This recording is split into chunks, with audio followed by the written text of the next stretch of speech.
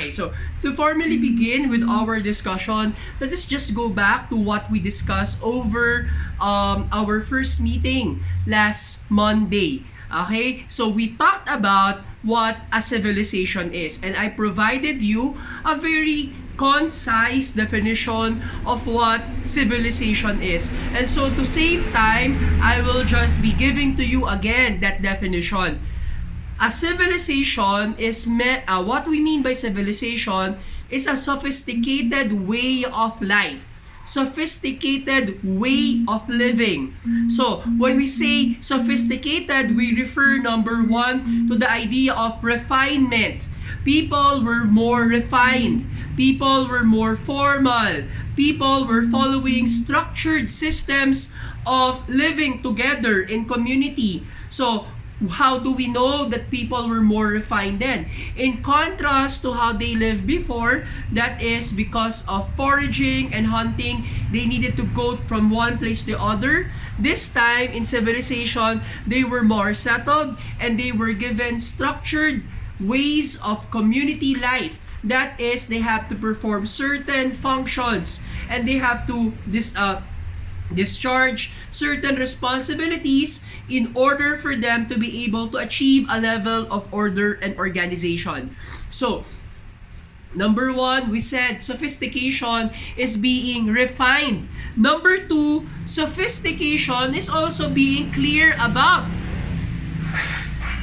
Okay, sophistication is also being clear about what people are expected to accomplish. So, that is connected with the purpose of stratification, function, utility, particularly what people needed to do in order to maintain a level of order. So, ayun yung pinag-usapan natin nung Monday. Sabi natin, civilization is a sophisticated way of life. And if you recall, ladies, I was also able to discuss to you what brought about civilization. Ang sabi natin noon, civilization was brought about by the invention, the discovery of agriculture. Ano yung agriculture? So, 2 linggo na natin pinag-uusapan yung agriculture na yan. Agriculture is the process of being able to establish stable sources of food. So, yung mga kinakain nila, hindi na nila kinukuha from hunting, hindi na nila kinukuha from foraging. They don't need to go anymore to places where there is an abundance of fruit supply o kaya vegetable. They needed not go to places where there is an abundance of fruit supply o kaya livestock. Okay, pag sinabi nating agriculture, people are able to work on cultivating the land so that the land bear abundant fruit, and this fruit is what they eat. They were also able to raise livestock, okay, domesticate animals, so that these animals are served.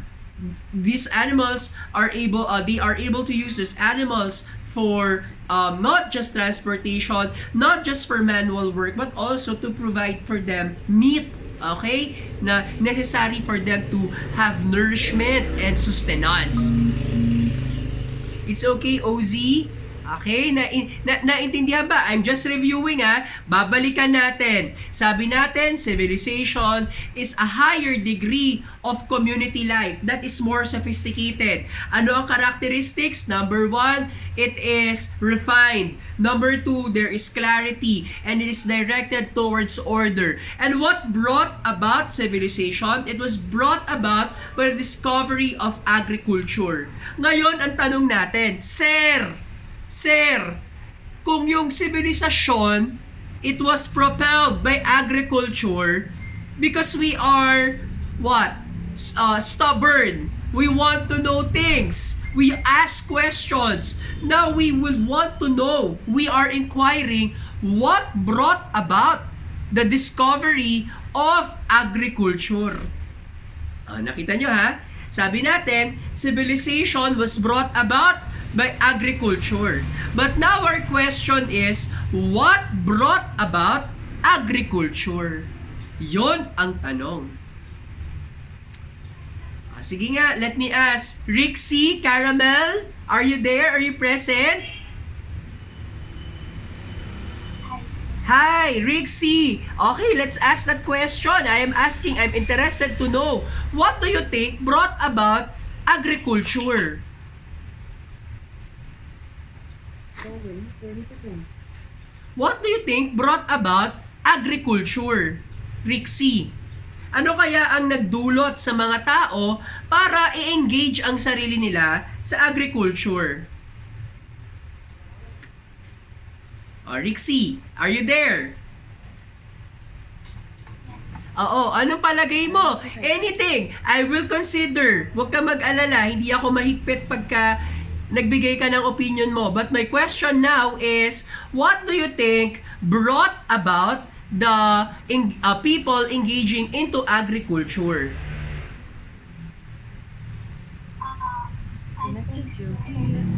Wait lang Rixie. Medyo hindi ko marinig. May tricycle sa labas. Okay, now go. What is your answer, Rixie? I think it's because of the example people. One more? Again, can you please repeat your answer? Sir, I think it's because of the needs of the people. Ayun! Very good, Rixie! She was able to identify the reason why people were able to discover agriculture. People needed to eat. Okay? Kailangan ng taong kumain. And it would be very tiring, it would be very bothersome if they would be continuing from moving from if they would be continuing on moving from one place to the other. Nakakapagod yon, nakakaharas yon, nakaka-stress yon, and there is a high degree of risk, there is a high degree of danger. Bakit? Pag naglakad ka ba mula dito sa lugar na to papunta sa kabila in search of food, will you be able to find food? You're not sure. And if for example there is food there, the food is scarce, the food is necessary, so many people would be competing to get that source of food. So, risky, dangerous, and it is also unpredictable. So, ang kailangan nila magkaroon ng stable source of food. That is why the idea of agriculture was really brought up because of necessity. Okay? It was necessary for them to get food. Yan ang ating contention. Remember, invention, necessity is the mother of invention. Necessity is the mother of discovery.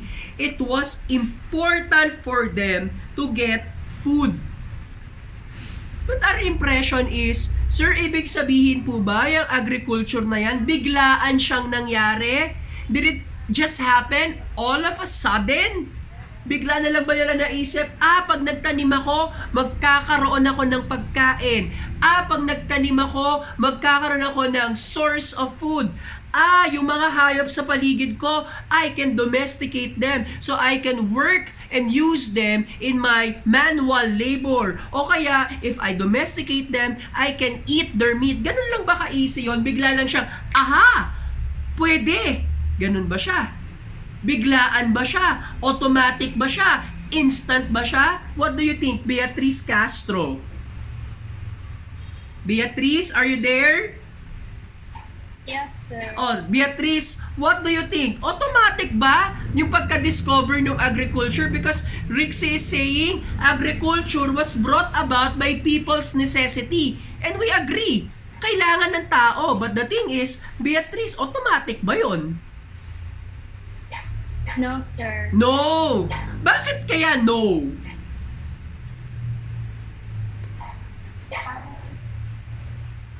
Question, Beatrice. Beatrice, when you first got hold of your iPad. Hello, Beatrice? Yes, sir. Beatrice, may iPad ka. What did you say, sir? You have an iPad, Beatrice? Yes, sir. Okay. When you first got hold of your iPad, Beatrice, did you automatically know how to use it? Not really, sir. Oo. How were you able to know how to use it? Through manual, sir. Ha? The manual, sir. The manual. Oh, taking out the manual. For example, you don't have the manual. In what other ways will you learn how to use your iPad? What, sir? If, for example, you don't have your manual, in what other ways will you be able to know how to use the iPad? Through internet, through searching the Okay. instructions, sir. Okay, so aside from the internet, wala kang internet connection. You will not be able to search how to use an iPad in the internet. Wala kang ganong facility, wala kang ganong material, wala kang ganong ability. In what other way will you be able to learn how to use an iPad? I'll have to learn it by myself. Correct. You will have to learn it by yourself. Sabi ni Sandra, you as a grown-up. Correct. Not just that, you will observe how people use it. O kaya, you will discover it on your own. Do you agree, Beatrice? Diba? Para malaman natin how it is to use an iPad without the facility of a manual or without having to access the internet, you can ask someone who knows how to use it. Number 2, you can discover it on your own. Number 3, you can practice. Number 4, you can explore what those functions mean and what utility do they have. Tama, Beatrice? Yes. Ayun. So, ang ibig sabihin, ladies, yung agriculture, natutunan nyo ng mga tao without a manual. Yung mga tao, they were not able to have a reference on how to engage in agriculture because it is something new to them. They were not even able to ask someone who has the experience of engaging in agriculture. So, it was a very slow process. Maaalala nyo, yung discussion natin last week, we were talking about agriculture as a revolution. And when we say a revolution, it is something radical, biglaan. Pero hindi ganon ang nangyari sa agricultural revolution. Yes, it was a transition in the way people live, but it took them many years, okay? Lifetimes, in order for them to learn na ganon pala yun.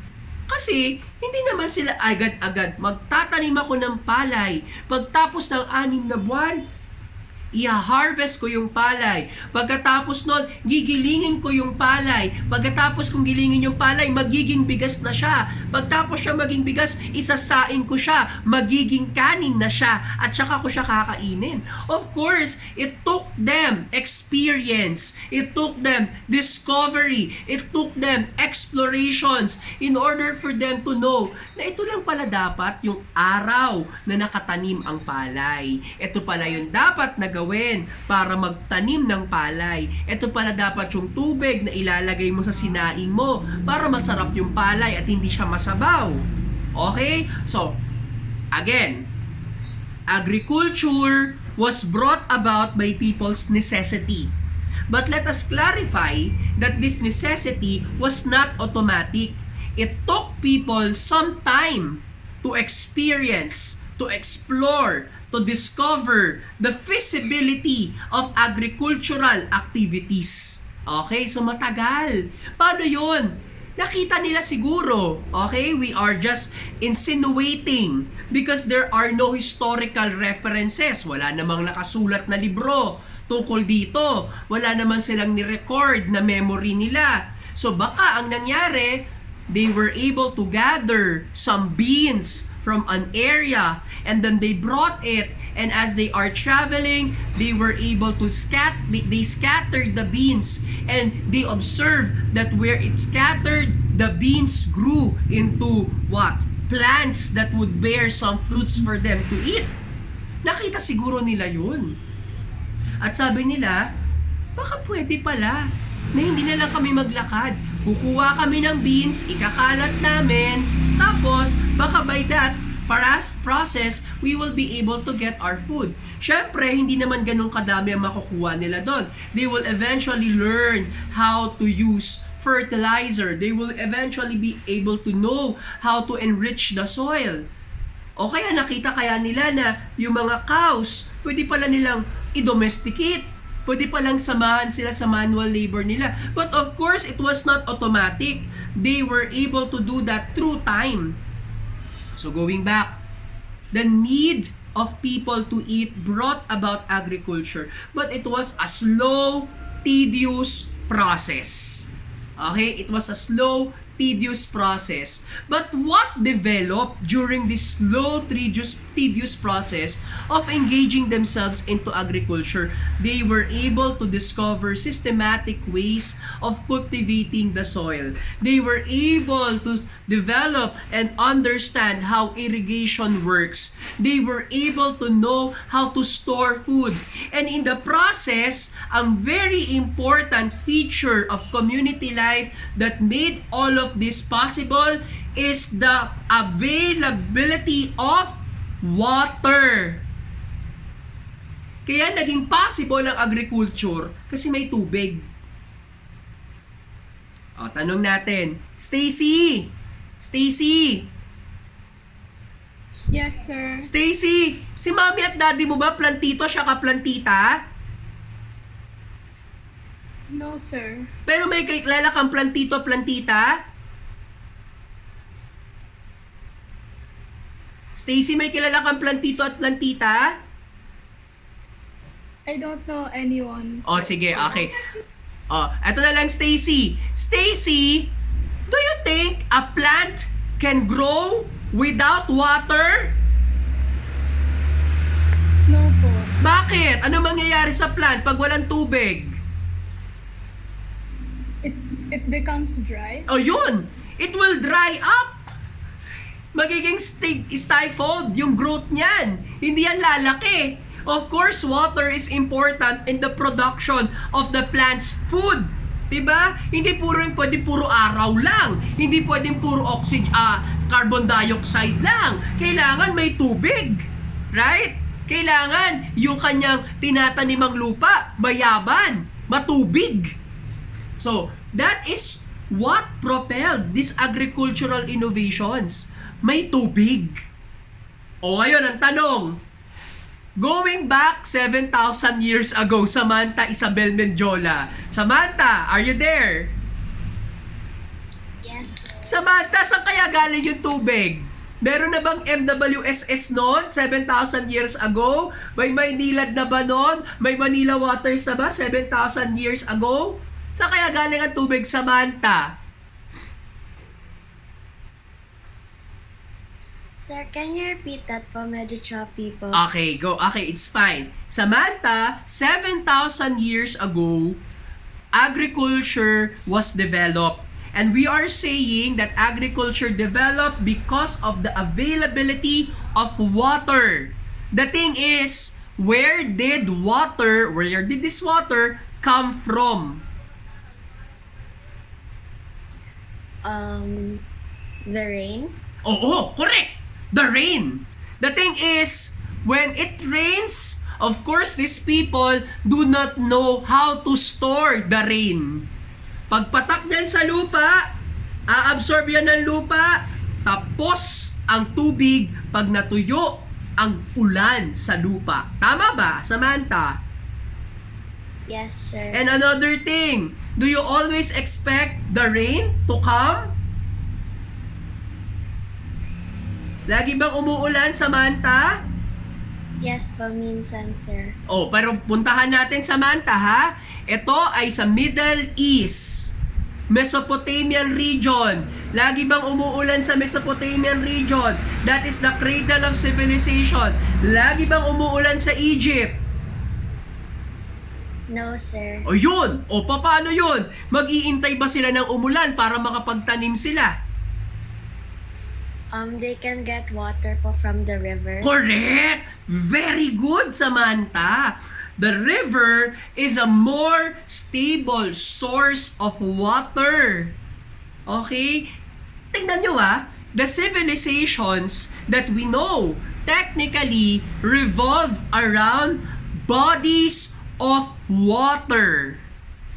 O, diba? Yung mga sibilisasyon the propelled by agriculture. And agriculture was brought about by the need of man to eat. But agriculture was made possible because of the presence of water. Agriculture, therefore, was made possible by the availability of flowing water in the river. Thus, by logic, we can say civilization was born out of the river. O yung mga sibilisasyon natin na to, nanggaling yan sa tubig. O, tignan natin ha. I will give you some civilizations. Can you please identify the rivers? You can search in the internet these rivers that provided, okay, that provided water to these civilizations. Okay, first, let us look at the Egyptian civilization. What river provided the Egyptian civilization with water? Yan, Egyptian civilization. Ayan, correct, Stacy. Stacy said, it's the Nile River. The Egyptian civilization was brought to completion, to reality by the Nile River. Without the Nile River, Egypt is a barren desert. Okay, next. Mesopotamian civilization. Anong tubig, anong river ang nagbigay ng possibility for the Mesopotamian civilization?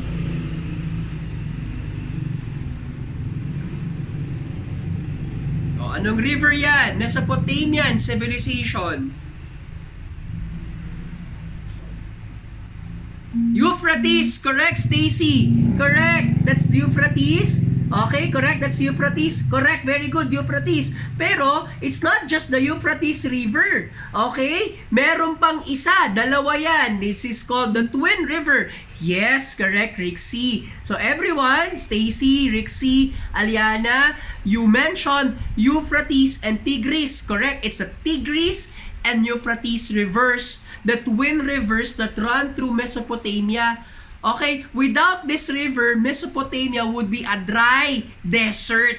Okay, kaya nga, yung land in between the Euphrates and the Tigris rivers is what we call the Fertile Crescent. Okay, diyan nakakapagtanim yung mga tao. Without that river, okay, those two rivers, Tigris and Euphrates, desert yan. Okay, now, Indus Civilization. Ano ang river na nag-provide ng tubig sa Indus Civilization?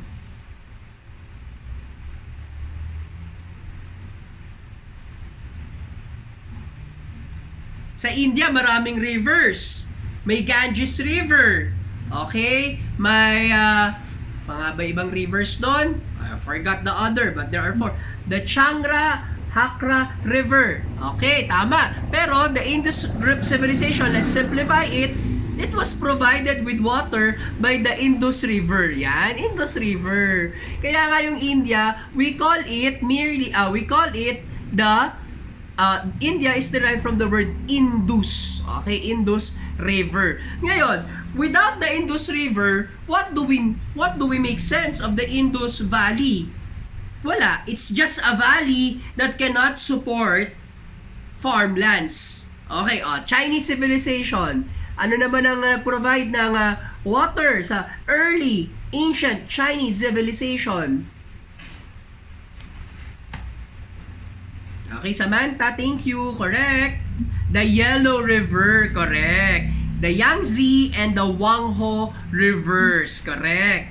Yellow River, correct. So the Wangho River, that's the Yellow River, and the Yangtze. But let me just look at that again. Okay, let me just give you correct information. Kasi nakakalito yan. Wangho. Okay, those are the two prominent rivers in China. The Yellow River, also known as the Wangho River, and the Yangtze River. Okay. Now, the thing is, river is useful in agriculture. Correct. Alam natin yon. But the thing is the river or are these rivers only useful in providing water for agriculture? Yun lang ba say niya? Oh, let me tell you ha. The rivers were also useful in transportation. Yan, transportation. Para saan ba yung transportation? Oh, let me ask. Jenna, Charlotte, are you there? Jenna, Charlotte, please turn on your mic. Jenna. Sige, wala pa si Jenna. Let me ask na lang si Sofia Lobaton. Are you there, Sofia? Sofia, turn on your mic. Okay, wala si Sofia. Last one. Last try.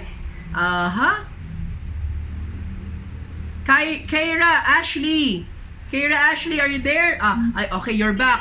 Jenna, can you turn on your mic? Jenna? Hi, sir. Hello. Jenna, when you say transportation, what do you mean by transportation?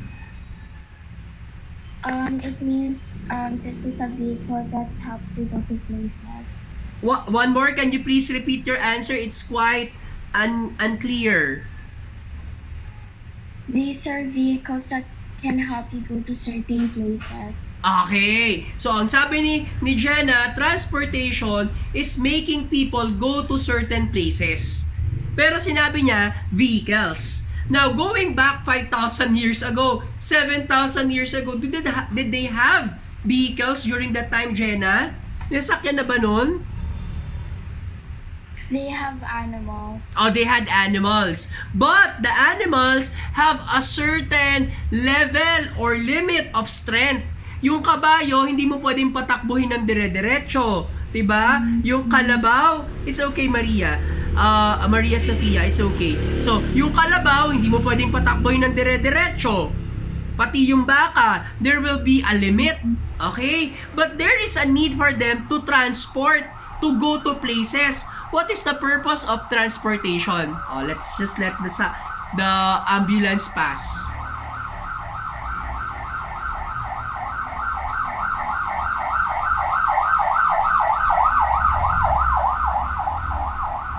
Okay, tapos na. Lumagpas na yung ambulansya.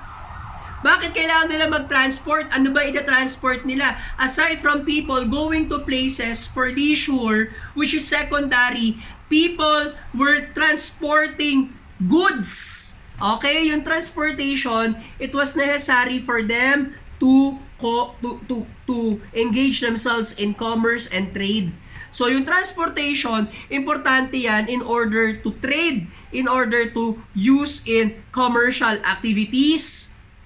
Pero syempre, tuloy-tuloy ang commerce, tuloy-tuloy ang trade. Hindi pwedeng, mamaya na ako magbibigay sa'yo ng kailangan mo kasi pagod yung kabayo ko. Mamaya na ako magbibigay sa'yo kasi baka mamatay na yung baka. Pagod na, overstretch na yung energy niya at strength niya. Of course, it will need continuous effort. So ano mangyayari? You have to have a stable, a continuous, a permanent source of transportation or means of transportation.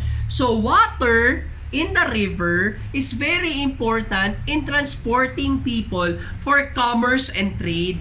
Kailangan ng tubig, ng ilog para makatravel upland or downland. Ibig sabihin, papasok sa loob at palabas sa dagat. They needed that. Yung river na yan. Okay, so why is transportation important also? Because remember, the communities did not have enough resources. So they needed to barter, they needed to trade, they needed to exchange goods in order to get the things they need. Kasi hindi naman self-sufficient ang mga cities, hindi naman self-sufficient ang mga communities. They needed to be sufficient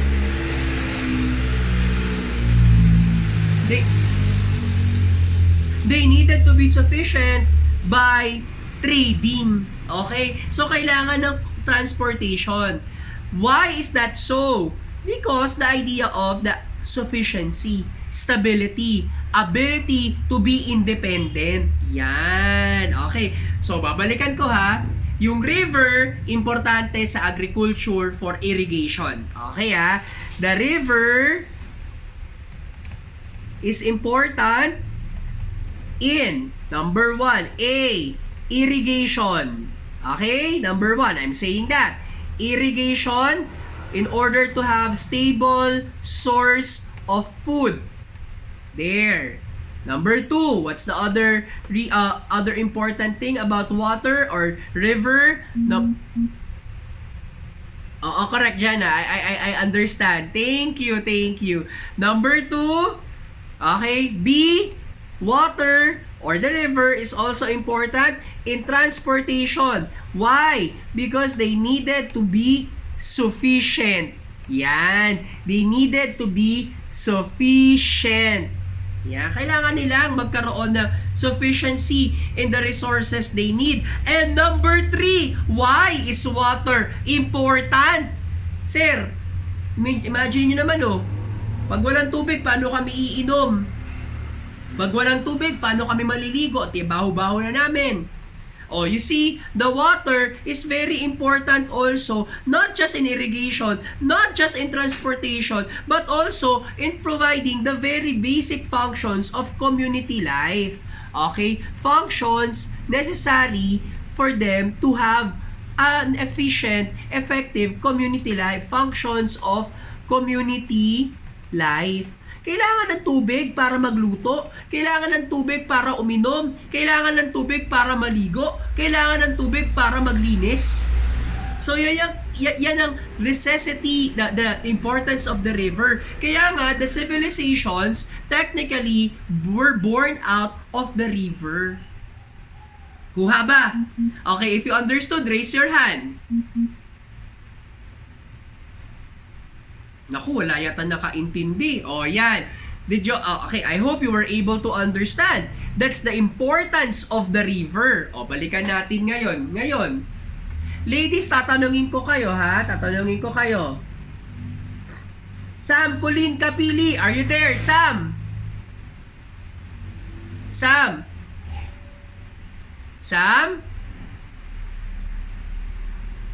Wala si Sam Kapili. Sam Menjola na lang. Sam Isabel Menjola. Yes, sir. Sam, papipiliin kita. Walang kuryente, walang tubig. Anong pipiliin mo? Walang kuryente, walang tubig sa loob ng 1 linggo. Walang kuryente, sir. Okay lang na walang kuryente basta may tubig. Yes, po. Oo, diba? Ang hirap-hirap ng walang tubig. Imaginein mo it's not being gross but being realistic. Paano katatai pag walang tubig? Paano mabubuhusan yung inodoro? It's okay, Sam. Don't worry, Sam. It's fine. Paano mo ibubuhusan yung inodoro? Kung walang tubig, ano tititignan mo yon? Tititigan mo. Baka pwedeng mag-wifi. Baka bumaba. Yan. Ito yung baho-baho ng inodoro. Ang baho-baho ng banyo, ang panghi-panghi. Paano ka maliligo? Anong iinumin mo? Hindi naman pwedeng puro Coke. Rixie, you are raising your hand. Why? Rixie, you have to share something? Okay. So, yun ang gusto kong sabihin sa inyo. The very important purpose and role of water in the development of civilization. Because water is the lifeline of people. Pag walang tubig, paano kami mabubuhay? At saan nanggaling ang tubig na yan? Hindi pwedeng bara-bara. Hindi pwedeng kung kailan lang uulan. Hindi pwedeng maghuhukay kami, magkakaroon ng balon. Hindi ganon. Kailangan stable. Kailangan flowing. Yung ilog. Okay? Clear? Ngayon, ang problema ngayon. Ano yung mga problema? We already discussed the value of the river in civilization? It provides water for irrigation. It provides means of transportation. It supports the function of community life. Ano mga problema? O example, OZ. O kunyari si OZ, si City of OZ. Yan OZ, adyan ka? OZ? Okay. OZ gagawin kita example. Ikaw si OZ City. Okay? Si OZ City, nasa taas. Okay? Nasa taas is OZ City. Sa baba ni OZ City,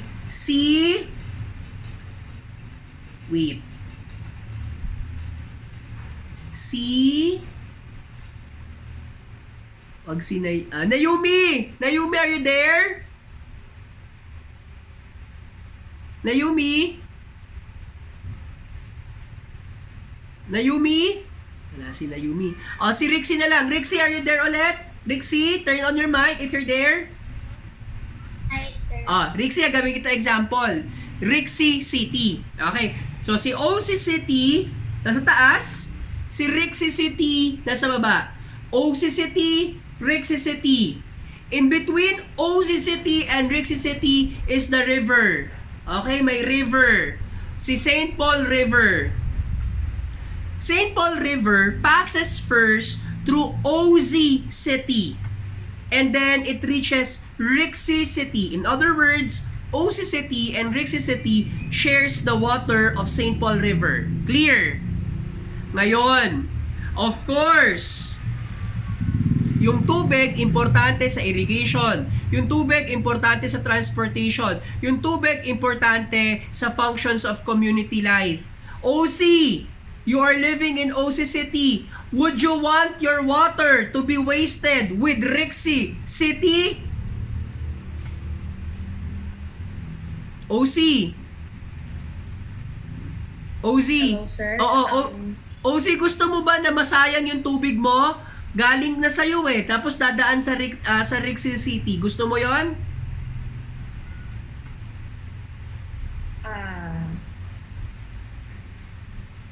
I would say no because I would also need it for correct. my own.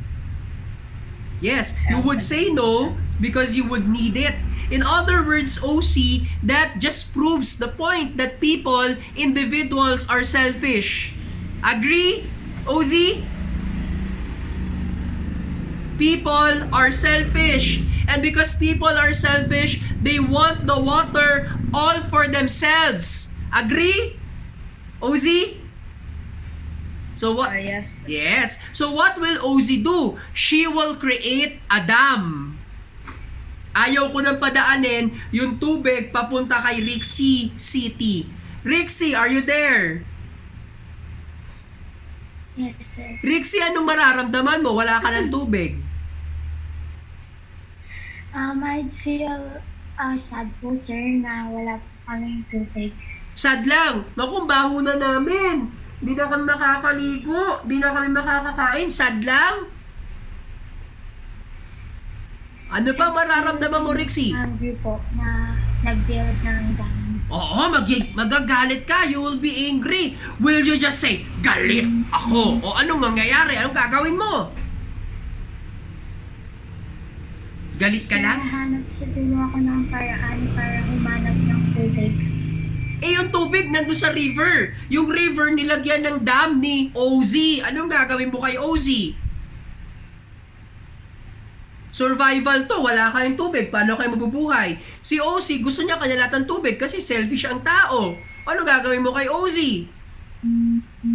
O sabi ni Sandra, you will protest. You will just protest? Ibalik ang tubig, tanggalin ang dam. Ganun lang. Anong gagawin ni Rixie? Anong gagawin? Siguro, sir, I would talk with the people sa OZ City. Oh, you will just talk? Parang mag-agree na kung pwede makapag-share ng tubig. Oo. Sasabihin nila, okay, we talk about the water. Okay, I will talk to OC nicely, sabi ni Sandra. Sabi ni OC, this is an opportunity for me. OC, OC, will you talk to Rixie? OC, will you talk to Rixie? Yes, I can consider. Sure. Are you just willing to talk to her without any consideration, without anything in mind? Ganun ka ba kabait? We can make a deal po. Oh! What do you mean by having a deal?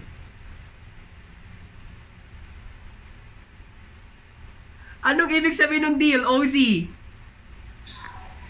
We can both share the water as long as we don't fight. Mo? Talaga? Mahalaga yung tubig kay Rixie. They need it. And it's time for you to get money. Hindi mo ibibenta? Diba, OZ? Are you getting my point, ladies? So, the water is very important.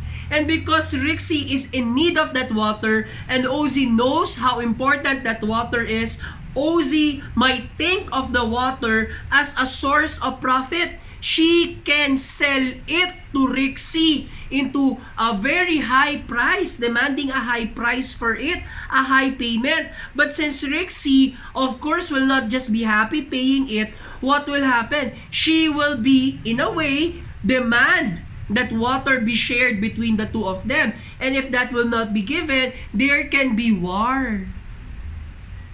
So sinasabi natin kanina, ang tubig importante for irrigation. Ang tubig importante for transportation. Ang tubig importante for functions of community life. But water may also cause conflict among people. Pag-aawayan yan. That's why, ladies, in scientific researches, they are saying by the year 2030, the most important resource people will fight for is clean drinking water. Are you getting my point, ladies? Kaya nga, if that is the importance of water, we must then therefore also develop some features of civilizations that will make this water what? Shared by all, preserved by all. Ito yung mga characteristics of civilization, ha. I will not explain them in detail because they are quite self-explanatory. Characteristics of civilization. In order to manage scarce resources, that is when the characteristics of civilization where these characteristics were created, identified, and developed. Okay, management, the very reason why there are characteristics of civilization is because of the management of scarce resource. Okay? Scarce resource. And what is that most scarce resource? Water. Particularly, water. Oh, what are this? Number one, first characteristic of civilization. Number one, government. Yan. Okay? So, it's very important that a civilization has a functioning government. Okay? Why is that so? Because the government will enforce order. Okay? Through law. Through the law. Okay? Through the law. That's number one. Civilizations will enforce, okay, will enforce order, proper utilization of scarce resources through the law. Number two, there is religion in civilizations. Why is that so? Religion will provide ethical basis for community life. Anong ibig sabihin yan? What is right and what is wrong? Okay, so pangalawa, governance, religion, in order for them to identify what is right and what is wrong. Number three, there is the idea of social stratification. Okay, what is the idea of social stratification?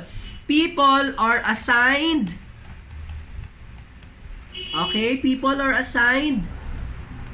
functions and roles. Okay, people are given particular tasks to do.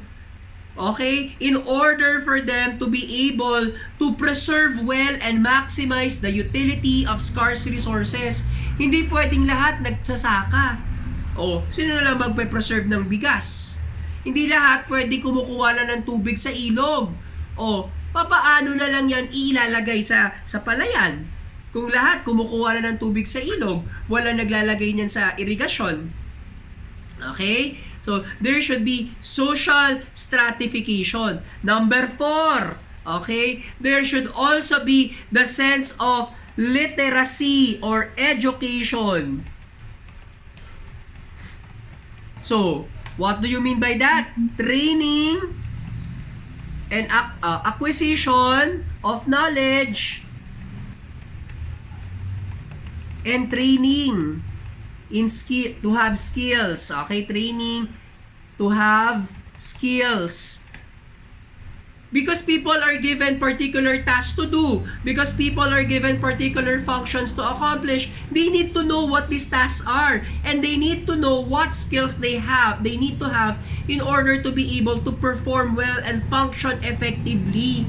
Okay, so literacy and education. So, ang sibilisasyon, dapat may government. Ang sibilisasyon, dapat may religion. Ang sibilisasyon, dapat may social stratification. Ang sibilisasyon, dapat may literacy and education. Ang sibilisasyon, dapat may sense of time. Okay? Anong ibig sabihin ng sense of time? Sense of history. Okay? Where did we come from? Where did we come from? And where are we going? Bakit kailangan natin magtanim? Mamamatay din naman tayo. Magugutom din naman tayo. Bakit kailangan kong gawin yung mga trabaho kong ito? Sa katapusan naman, masisira din naman tong city na to. But that's not the point. The point is, after my time on earth, what will happen to all these achievements that I did and accomplished? Okay? So, ano mangyayari? Okay, so, the sense of time is a sense of history. Who am I? My identity. Okay? Who are others for me? How are we able to share community life? Correct, Sandra.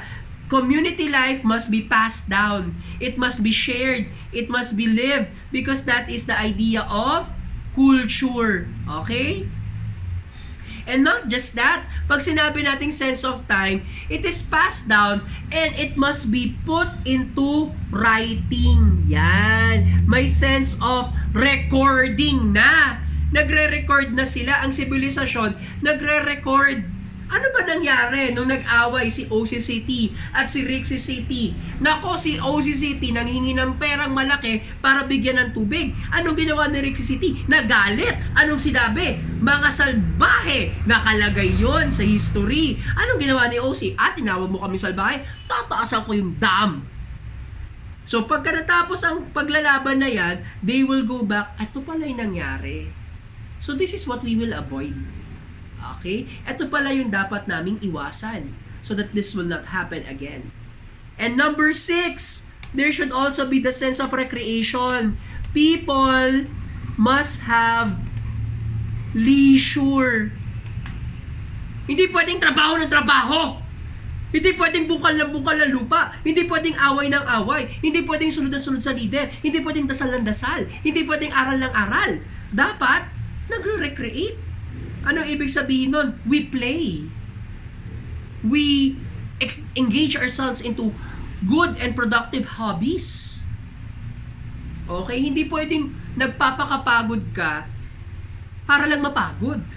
Because that will burden you and that will exhaust your body. O, diba? Yes, you have to remake yourself. You have to look at the world with a new perspective.